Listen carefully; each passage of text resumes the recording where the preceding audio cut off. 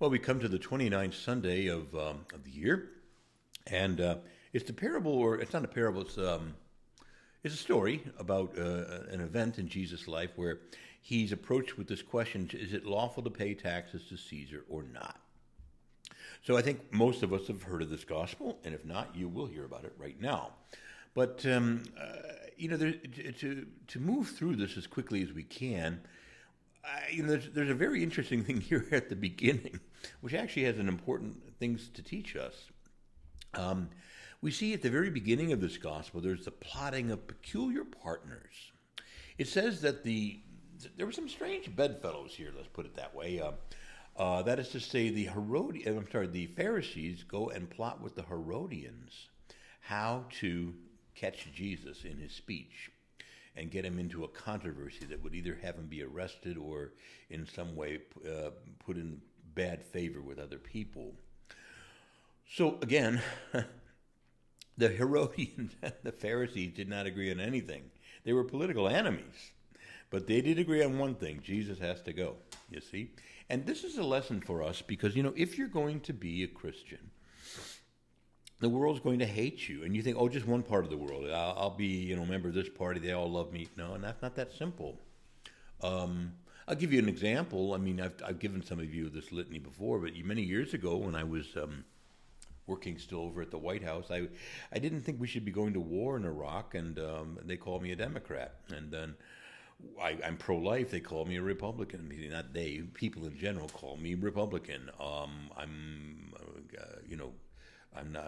against all this woke, transgenderism, all this stuff. That see, he's a Republican, but I'm also in a battle for affordable housing. Well, then they call me a Democrat, and all this time I'm trying to be a Christian. And if you really are honestly Christian, for trying to follow Christ, it's kind of an equal opportunity offender, and Catholicism especially, we don't fit into anybody's little box, and we're not a state religion, and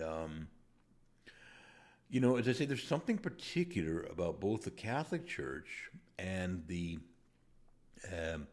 Jewish people. Special hatred seems to be reserved for the Jewish people down through history. Lots of anti-Semitism throughout history, even from some of us Catholics and Christians toward them. But also there has been a great hatred, especially today in the modern setting. People don't hate the Methodist Church. They don't hate Methodists or Episcopalians, but the Catholic Church, that's another story. Now, where does that come from? You see, I would argue from the devil. It comes right from the devil.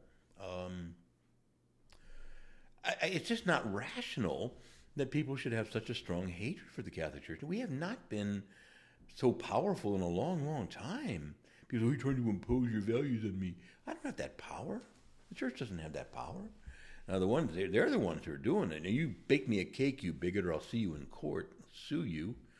And so again, it's very irrational, but it's intense, and it's got to be because the devil's behind there, sort of whispering in people's ears and so on.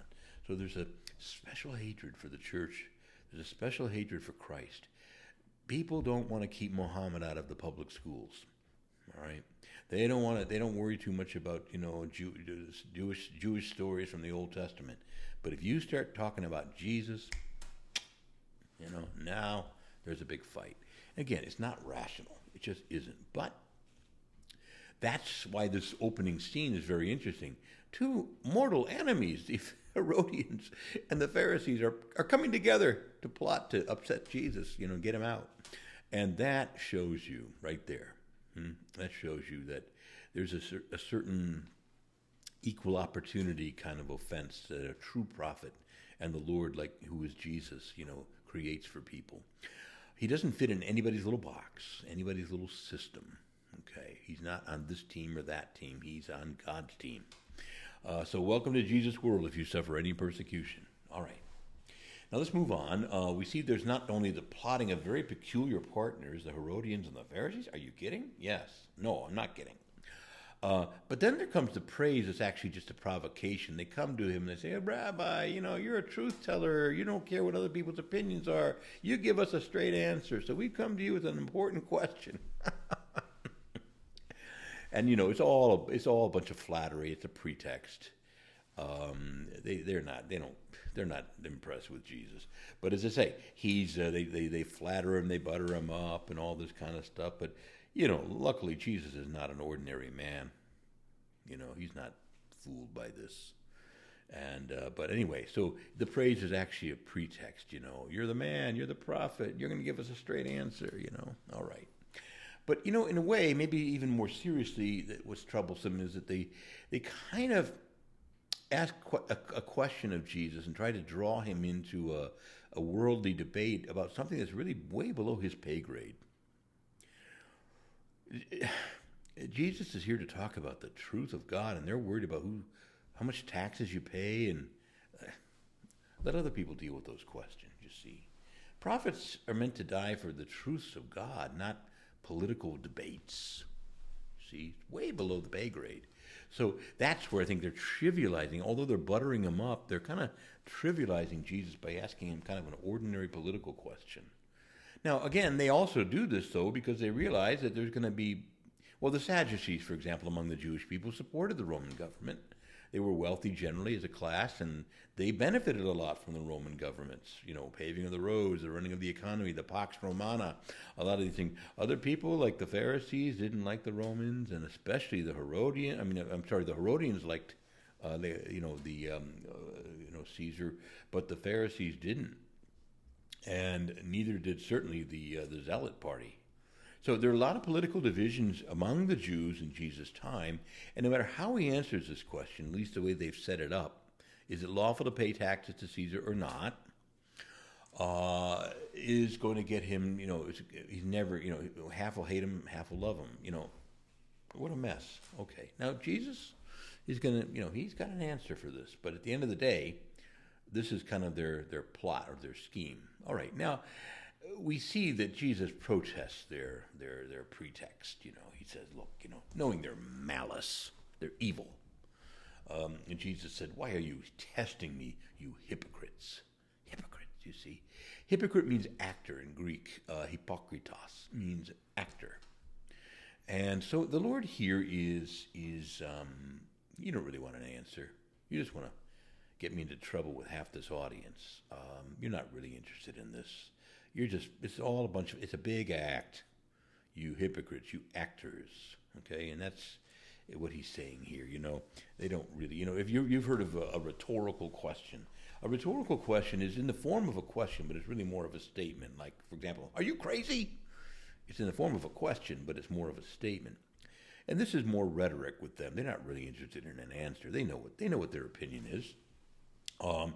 But they're trying to get Jesus into disfavor, not just with half the crowd, but if he says no to the taxes, and the Roman government say this guy's a seditionist, he needs to be arrested and we need to take care of this guy. See, so that's what they're about, and Jesus knows that, and so should you. Now, so we see that Jesus protests this pretext. Now, then he does something which I rather like. He demonstrates the hypocrisy right away. He says, well, who of you has a coin, a Roman coin? And everyone's digging in their pocket. They've all got Roman coins. It's as if to say, well, Jesus says, well, Roman coins? I thought this was tainted money. You can't bring this stuff into the temple. And what are you doing with Roman coins in your pocket? Oh, I see. You're willing to drive on Caesar's roads. You're willing to use his mail system. You're willing to enjoy the Pax Romana and the preservation of civil order, but you don't want to pay taxes. Okay. But aren't you kind of being hypocritical? You're more than willing to take these things from Caesar, but you're not willing to support them. Sounds a little duplicitous, you see. So he's calling out their hypocrisy at these different levels. But then he does give the fundamental point, which is really what this gospel ends up being about. Look, it's simply this. He says, look, show me the coin. Okay, whose image and whose inscription? Yeah, Caesar. Yeah, I says, okay, then give to Caesar what belongs to him, and give to God what belongs to God. Whoa. Now, so he takes this either-or scenario, and he says, both and. You owe things to Caesar, and you owe things to God. Render them both. You say, well, Caesar, evil government, that kind of a thing. Well, all right.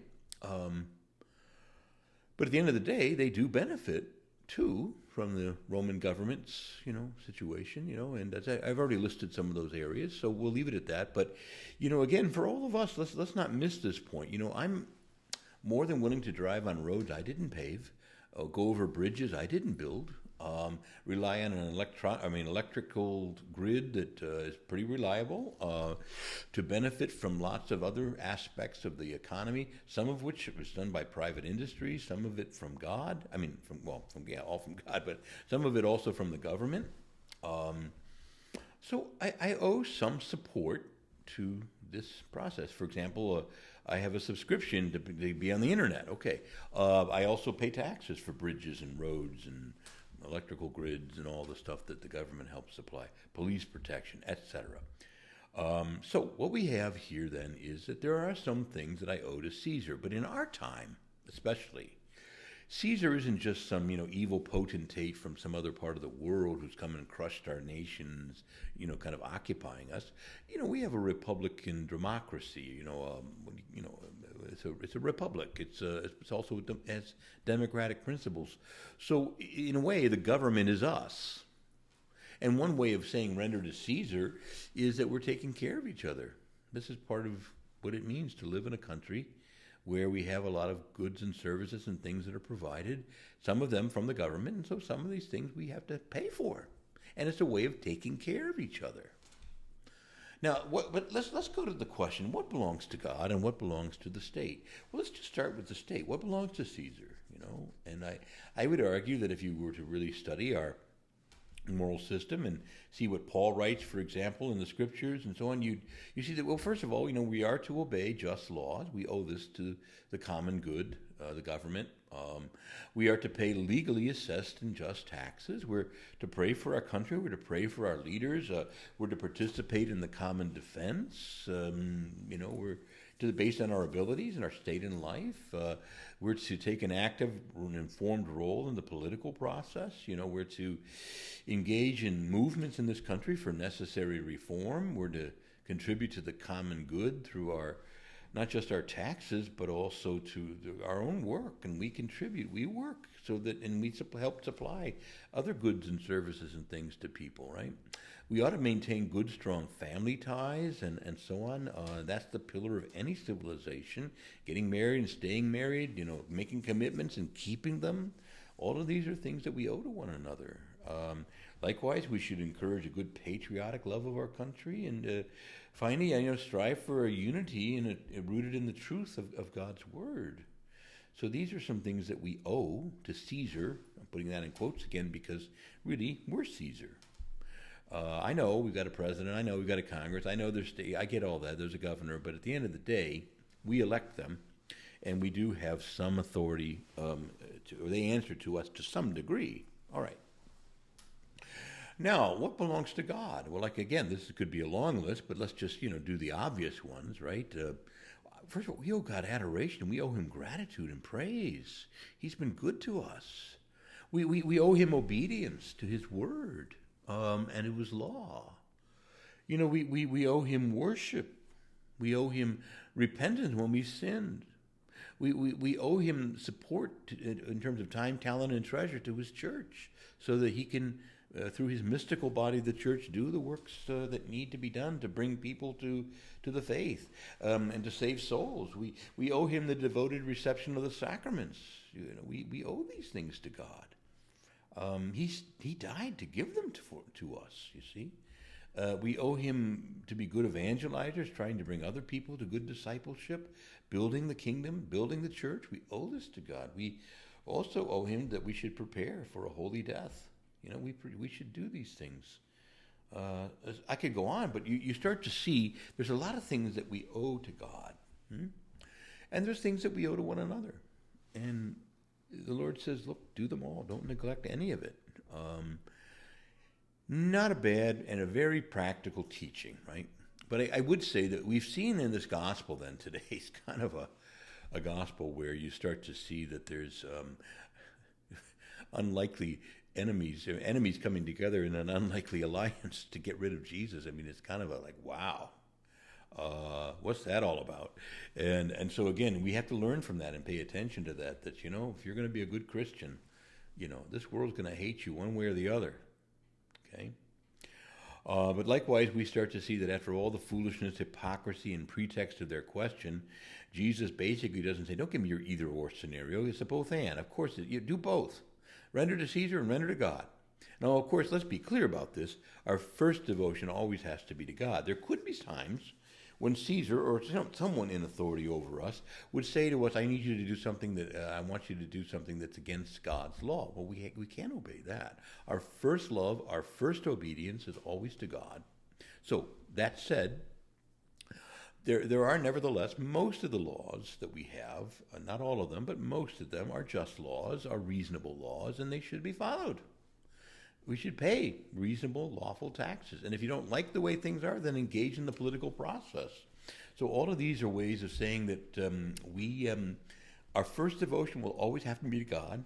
But as a general norm, there isn't an absolute conflict between rendering to Caesar and rendering to God. If there is, go with God. But generally, both things fit together well. Because rendering to Caesar is one of the ways we take care of one another. In a way, if you think of the two tables of the law, the first table of the law is our obligations to God, the first 3 commandments. The other 7 commandments are how we love our neighbor as ourselves. So love God with all your heart, with all your soul, all your strength. First table. Second table, love your neighbor as yourself. Render to God, render to Caesar. When I say Caesar here, I mean for us, especially in our system, we take care of each other. Yes. And yes, there's a government. Yes, there's officials. But at the end of the day, we're ultimately taking care of each other. All right. Enough said. We'll talk again next week.